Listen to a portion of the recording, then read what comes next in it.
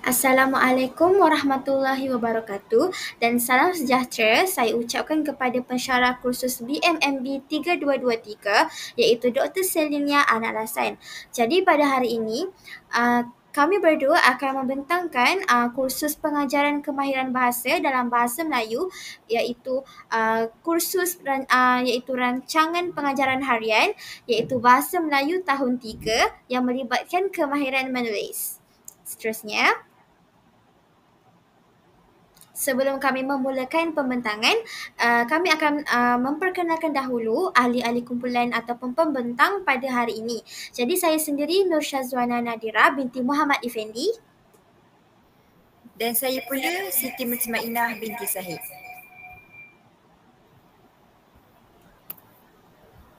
Okey, baiklah. Hari ini kita akan menceritakan berkenaan iaitu yang pertama, pengenalan. Yang kedua adalah maklumat RPH. Yang ketiga, kita akan telusuri kepada bahan bantu belajar. Yang keempat adalah langkah pelaksanaan pengajaran. Yang kelima, kita akan lihat kepada kelebihan dan penambahbaikan bagi aktiviti yang dijalankan. Yang seterusnya, kita beransur kepada kesimpulan. Baiklah, sebelum kita pergi kepada lebih lanjut, kita lihat dulu pengenalan berkenaan RPH sebelum kita terangkan RPH yang kita lakukan. Jadi, RPH ni adalah dokumen rasmi yang sangat penting untuk memastikan guru merancang pengajaran dengan baik. Perancangan yang direkodkan dengan baik dalam RPH akan membantu guru menyampai proses pengajaran dan pembelajaran dengan berkesan. Pengajaran yang berkesan akan memastikan pelajar memahami isi kandungan pengajaran. Yang pertama, fokus RPH bagi sesi PDP kali ini, kami menekankan kepada kemahiran menulis. Yang kedua, kita akan lihat kemahiran menulis ni dikaitkan dengan unsur digital dan juga interaktif untuk murid. Seterusnya, yang ketiga, fokus utama RPH ni adalah kita tahu kemahiran menulis kita kaitkan dengan aktiviti secara digital. Jadi ianya integrasi digital dalam PDP dengan menggunakan unsur tablet tulis LCD dan juga screen projector. Yang kedua, pembelajaran interaktif dan hands-on untuk meningkatkan pemahaman murid. Dan yang ketiga, murid akan terlibat secara aktif dalam menyusun ayat dan menulis tulisan berangkai secara digital. Jadi kemahiran menulis pada untuk RPH sesi PDP kali ini, kita akan terapkan kemahiran menulis iaitu tulisan berangkai dengan mengaplikasikan penggunaan digital iaitu tablet tulis LCD.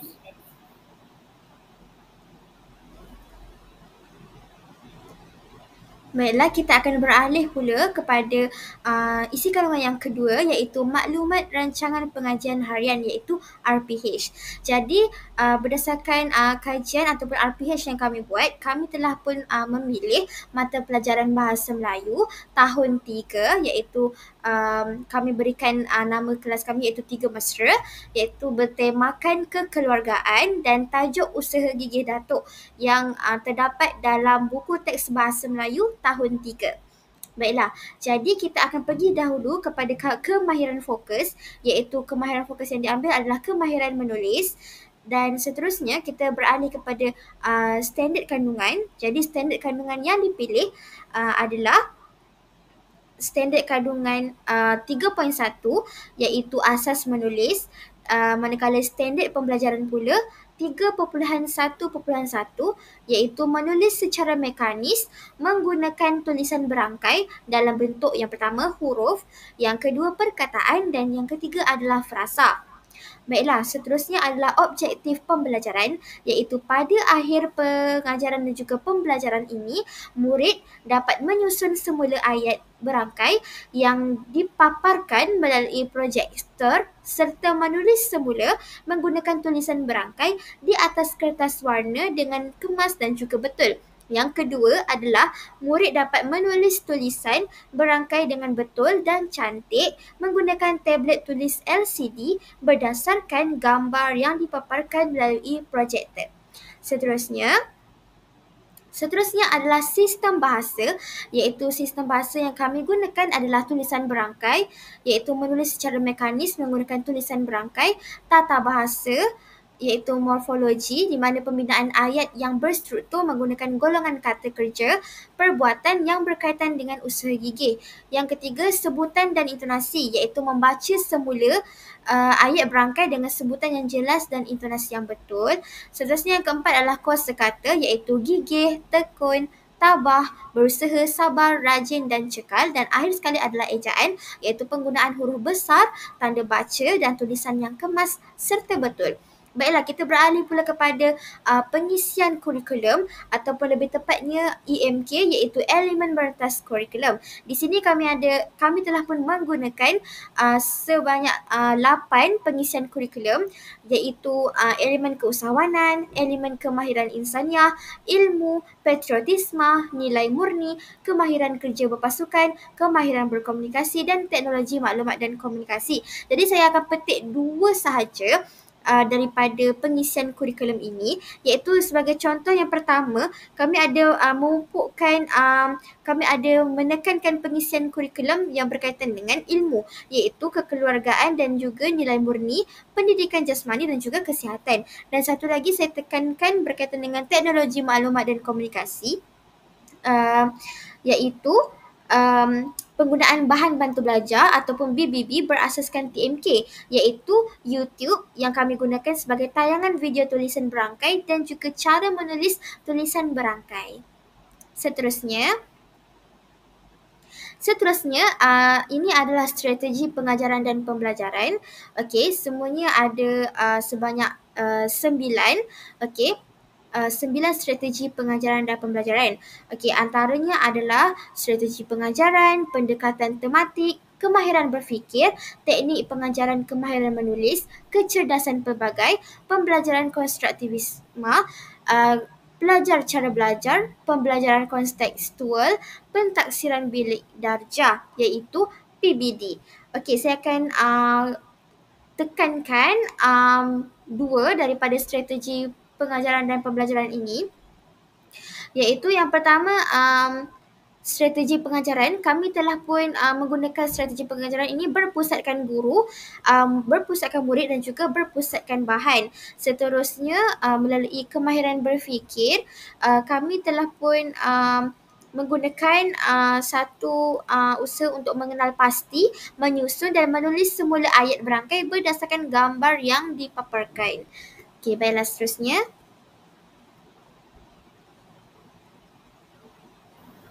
Baiklah, seterusnya kita akan beralih pula kepada bahan bantu belajar. Okey, di sini kami sertakan sebanyak 9 bahan bantu belajar yang akan digunakan sepanjang proses PDP ini berlangsung. Yang pertama, kita akan menggunakan komputer riba. Seterusnya, projektor LCD. Yang ketiga, tablet tulis LCD. Yang keempat, pembesar suara. Yang kelima, video YouTube tentang tulisan berangkai untuk meningkatkan lagi pemahaman murid. Yang keenam, kertas warna. Yang ketujuh, kertas A4. Kertas warna dan kertas A4 ni akan diberikan kepada murid semasa latihan pengukuhan dijalankan. Yang ke-8 iaitu semestinya pen marker, dan yang ke-9 adalah lembaran kerja untuk aktiviti pengayaan. Baiklah, jadi pengaplikasian bahan bantu belajar ni berdasarkan bahan bantu belajar tadi adalah yang pertama, guru akan memaparkan video pengenalan terlebih dahulu kepada tulisan berangkai melalui penggunaan komputer riba, projektor LCD dan juga pembesar suara untuk meningkatkan lagi pemahaman murid sebelum aktiviti dijalankan. Yang kedua, murid ni akan didedahkan dengan penulisan perkataan berangkai dengan betul melalui penggunaan tablet tulis LCD, orang kata sebagai pembelajaran interaktif lah, yang memberikan murid ni untuk buat secara langsung. Yang ketiga, kita akan beralih pula kepada aktiviti membina frasa daripada 2 gambar yang berkaitan melalui penggunaan kertas A4 dan juga kertas warna melalui paparan projektor LCD. Di sini murid diuji untuk membina frasa berdasarkan gambar yang telah dipaparkan oleh guru. Dan yang terakhir seterusnya, pastilah kita akan memberikan lembaran kerja bagi latihan pengukuhan, menulis perkataan dan juga frasa dalam tulisan berangkai untuk meningkatkan lagi pemahaman murid dan juga kreativiti murid dalam penulisan tulisan berangkai dengan kemas dan cantik.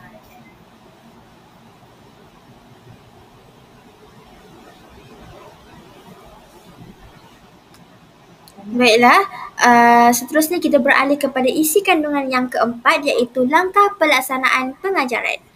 Baik, seterusnya. Baiklah, seterusnya yang pertama kita akan lihat tentulah dalam rancangan pengajaran harian ini kita akan lihat kepada yang pertamanya adalah pengurusan bilik darjah dan seterusnya adalah set induksi. Yang pertama seperti yang kita tahu pengurusan bilik darjah ni adalah pertamanya guru ni perlulah memastikan kebersihan kelas supaya sesi pengajaran dan pembelajaran dapat berlangsung dengan lebih selesa dan kondusif. Bila kelas ni selesa, kondusif, jadi murid ni lebih minat untuk mempelajari sesuatu perkara. Seterusnya, semua murid, setiap guru ni perlulah memastikan murid ni bersedia untuk memulakan sesi pembelajaran. Yang kedua, kita akan beralih kepada set induksi. Ini amat penting apabila kita melakukan rancangan pengajaran harian lah. Okey, sebagai contoh, guru ni akan memaparkan cara menulis huruf berangkai dengan menggunakan aplikasi YouTube. Jadi, bila murid didedahkan dengan video ni, setelah selesai melihat video ni, pastinya guru ni akan bertanyakan kepada murid apakah itu tulisan berangkai. Kiranya sesi soal jawab ni adalah untuk memastikan murid ni mungkin pernah lihat tulisan berangkai ni ataupun mungkin pernah mengaplikasikannya. Jadi mungkin murid akan, jangkaan jawapannya mungkin murid ni akan berkatakan bahawa tulisan berangkai ni adalah tulisan yang bersambung-sambung, contohnya seperti tanda tangan.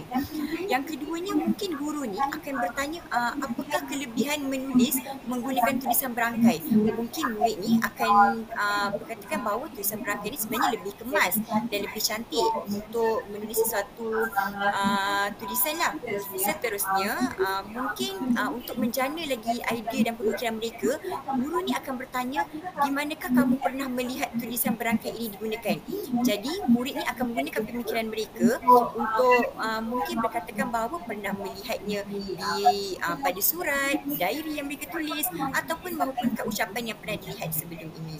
Jadi set induksi ni kita akan teruskan seperti yang saya kata tadi, tayangan video selama 2 hingga 3 minit yang menunjukkan cara menulis tulisan berangkai dengan betul. Seterusnya, murid menonton dan memberi perhatian sepenuhnya terhadap teknik yang ditunjukkan dalam video sebelum guru menunjukkan teknik yang betul pada papan putih. Yang ketiga adalah guru membuat sesi soal jawab selama 4 minit berdasarkan video. Contohnya, untuk meningkatkan lagi pemahaman mereka tentang tulisan berangkai ini adalah yang pertamanya kita boleh tanya apakah yang kamu faham tentang tulisan berangkai.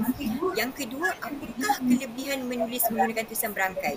Dan yang ketiga, di manakah, sama seperti saya kaitkan tadi, di manakah kamu pernah melihat tulisan berangkai ini digunakan. Soalan seperti ini dapat menjana pemikiran mereka untuk lebih didedahkan kepada penggunaan tulisan berangkai ini. Mungkin murid ini akan memberikan respon seperti berdasarkan pemerhatian mereka akan melakukan tulisan berangkai ini melalui bimbingan guru ataupun pendedahan awal seperti yang dipaparkan melalui video YouTube tadi.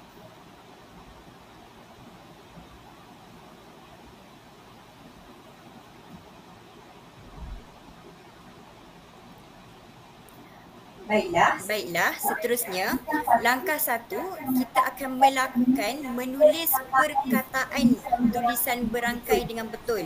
Sebagai contoh tadi kita lihat video YouTube adalah berkenaan huruf. Jadi selepas huruf kita akan praktikkan murid dengan menulis perkataan tulisan berangkai dengan betul.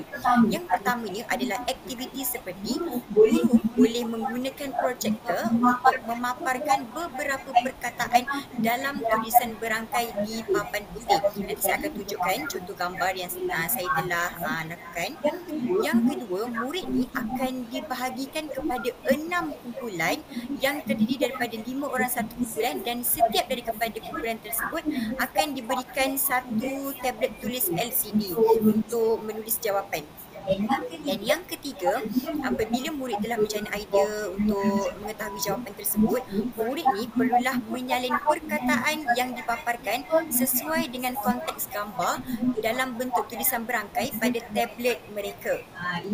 Ini yang kita terapkan tadilah, iaitu unsur TMK, iaitu penggunaan digital. Jadi murid akan didedahkan dengan penggunaan digital untuk menuliskan tulisan berangkai melalui penggunaan tablet tulis LCD. Seterusnya, guru akan meminta setiap kumpulan menunjukkan tulisan mereka di hadapan kelas. Mungkin melalui aktiviti perkumpulan, murid ini dapat meningkatkan kreativiti mereka dalam menulis tulisan berangkai ini dengan cantik dan juga kemas. Dan yang kelima pula, kita lihat bahawa guru ini memainkan peranan yang penting dengan membimbing dan membetulkan cara penulisan jika terdapat kesilapan. Seperti yang kita tahu, tidak semua murid tahu untuk tulis tulisan berangkai ini. Mungkin mereka pernah praktikkan dalam menggunakan kertas biasa, tapi mungkin bagi setengah murid, mereka agak janggal sedikit menggunakan digital. Jadi peranan guru ni sangat penting untuk memastikan cara penulisan mereka adalah kemas dan cantik. Jadi di sini saya berikan contoh aktiviti. Contohnya pada aktiviti langkah 1 ini, guru ni boleh memaparkan gambar, kemudian menyuruh murid untuk menuliskan jawapan tersebut berdasarkan konteks gambar pada tablet tulis LCD. Contohnya, apabila guru menunjukkan gambar datuk, jadi mereka akan mencari tulisan datuk dan menyalin semula menggunakan tablet tulis LCD berikut. Sebagai contoh, dalam penyataan itu kita ada tulis keluarga, beras, datuk, nenek, kedai mengikut konteks gambar dalam tulisan berangkai. Ini juga dapat meningkatkan kreativiti murid dalam menulis lagi tulisan berangkai.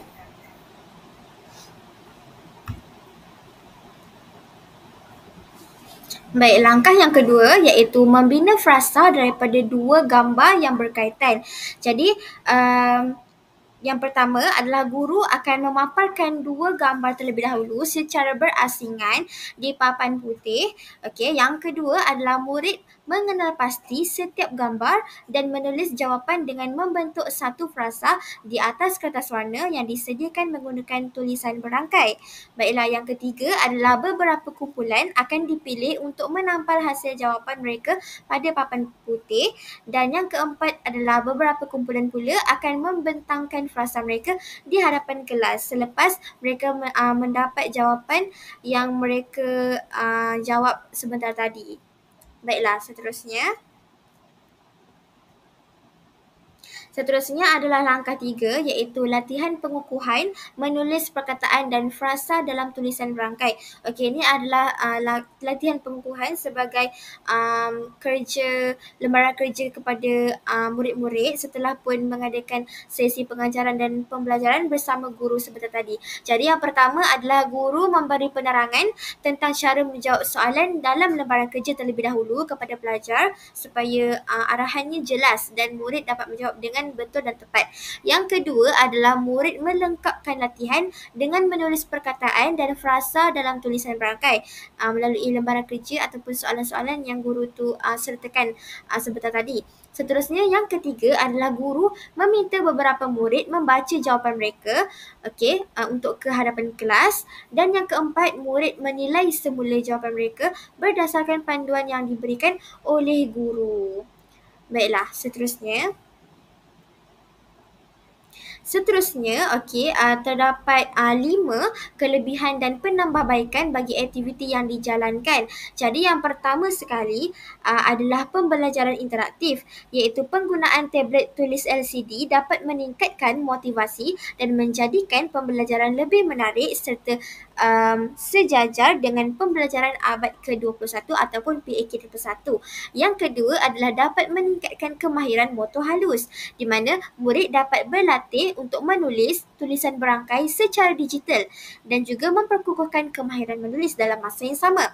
Yang ketiga adalah pendekatan hands-on, di mana aktiviti menyusun ayat di papan putih menggunakan kertas warna dapat membantu murid memahami struktur ayat secara visual dan sistematik. Yang keempat adalah hubungan teks dan image, di mana gambar yang dipaparkan melalui projektor dapat membantu murid mengenal pasti tulisan berangkai dalam konteks kehidupan seharian. Dan yang kelima adalah pemikiran kritis dan juga kreatif, di mana aktiviti ini dapat merangsang pemikiran murid serta dapat mengintegrasikan teknologi dalam pembelajaran bahasa Melayu. Baiklah, Seterusnya adalah penambahbaikan aktiviti. Okey, untuk penambahbaikan aktiviti kita ada 6. Yang pertama sekali adalah penyediaan peralatan yang berfungsi.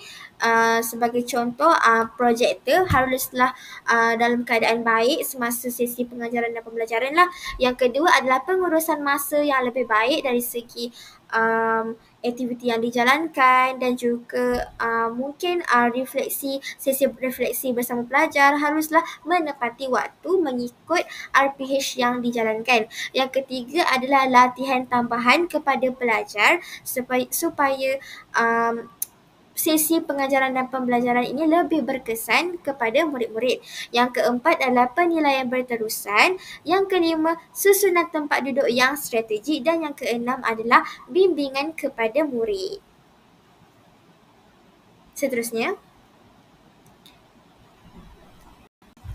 Baiklah, sekarang ini kita sudah sampai kepada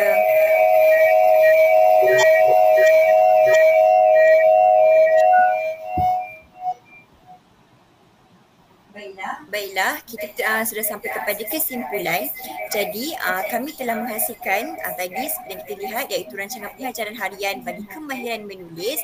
Seperti kita tahu, dunia pendidikan pada masa kini adalah sejajar dengan penggunaan digital iaitu TMK, Teknologi Maklumat dan Komunikasi. Jadi apabila adanya penggunaan TMK ni, ia akan meningkatkan lagi minat murid dalam sesuatu pengajaran dan pembelajaran. Jadi apabila murid didedahkan dengan penggunaan digital ni, guru seharusnya memainkan peranan yang lebih penting dalam membimbing murid supaya murid ni dapat didikan yang betul dalam penggunaan digital. Jadi secara keseluruhannya, RPH yang kami rancang ni memberikan penekanan kepada kemahiran menulis tulisan berangkai secara digital dan interaktif bagi murid tahun 3 melalui penggunaan projektor, tablet tulis LCD dan aktiviti secara fizikal yang lebih dikenali sebagai hands-on. Murid ni sebenarnya dapat memahami serta mengaplikasikan konsep tulisan berangkai dengan lebih berkesan. Aktiviti yang dirangka juga bukan sahaja melibatkan demonstrasi guru saja, tetapi juga sebenarnya memberi peluang kepada murid untuk berkolaborasi, berlatih secara langsung dan menerima maklum balas segera apabila aktiviti itu dijalankan secara 2 hal lah. Jadi, pendekatan pembelajaran abad ke-21 yang lebih dikenali sebagai PAK 21 yang digunakan termasuk pembelajaran berpusatkan murid dan juga berpusatkan bahan dan penerapan elemen teknologi dalam menjadikan sesi PDP ini lebih menarik macam saya katakan tadi serta meningkatkan motivasi murid dalam menulis. Jadi, selain itu, aktiviti ini sebenarnya turut menggalakkan kreativiti murid dalam penghasilan tulisan berangkai itu sendiri. Seterusnya dapat meningkatkan kemahiran berfikir aras tinggi dan juga kemahiran insaniah seperti kami ada jalankan aktiviti perkumpulan tadi. Jadi setiap murid berperanan dalam memastikan diri mereka tekun dalam menghasilkan tulisan yang kemas dan juga betul. Secara tuntasnya lah, RPH ni berjaya mencapai objektif pembelajaran dengan membantu murid ni menguasai tulisan berangkai secara sistematik sambil menerapkan pendekatan digital yang inovatif dalam pengajaran bahasa Melayu. Baiklah, berikut merupakan rujukan yang telah pun kami peroleh sepanjang pembuatan ataupun rancangan pengajaran harian ataupun RPH ini. Jadi ini merupakan rujukan-rujukan yang telah pun kami peroleh dan kami cari. Sekian itu sahaja daripada kami berdua. Sekian, terima kasih. Okay, sekejap